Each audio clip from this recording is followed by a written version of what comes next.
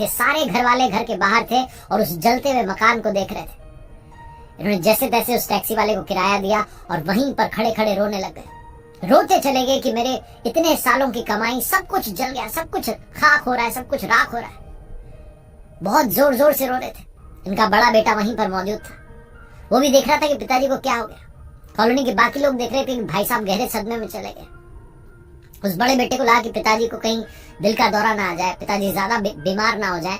वो दौड़ के और कहने लगा कि पिताजी एक बात आपसे कहनी है। पिताजी ने कहा ऐसे समय पर क्या बात करनी है, फटाफट से फायर ब्रिगेड को बुलाओ। बोले हाँ हमने कॉल कर दिया, आती होगी, हम कोशिश कर रहे हैं आग को काबू में करने की। आप मेरी बात सुनो, जब आप विदेश यात्रा पर थे तब हमने आपके पीछे से इस मकान का सौदा कर दिया था, अच्छे पैसे मिल रहे थे, वो सौदा सुनकर आप भी प्रसन्न हो जाएंगे। पिताजी ने कहा अच्छा मतलब ये मकान तुमने बेच दिया? बोले हाँ।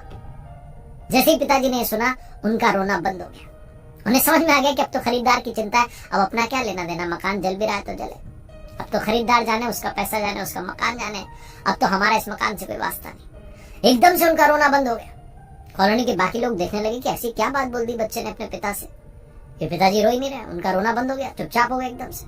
और बाकी लोग जैसे दर्शक बन करके देख रहे थे, वो भाई साहब भी वैसे ही अपने मकान को जलता हुआ देख करके दर्शक की भूमिका में आ गए। कोई फर्क नहीं पड़ रहा था।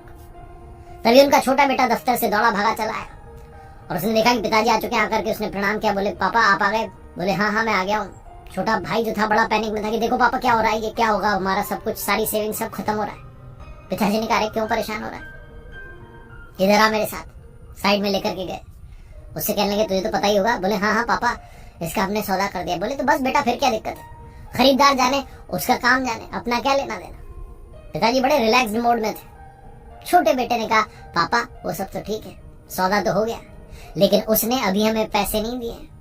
अभी टेक्निकली मकान हमारे ही पास है, हम ही इसके मालिक हैं। जैसे ही छोटे बेटे ने बात बोली पिताजी फिर से जोर जोर से रोने लगे। बाकी सारे लोग देख रहे थे कि अब छोटे वाले ने क्या बोल दिया कि इनको इतना रोना आ रहा। बहुत छोटी सी कहानी, वही भाई साहब, वही जलता हुआ मकान, दो परिस्थितियां और दोनों में उनका रिएक्शन अलग अलग। जब उन्हें पता चला कि मकान बिक गया है तो नॉर्मल हो गए। जब पता चला कि पैसा नहीं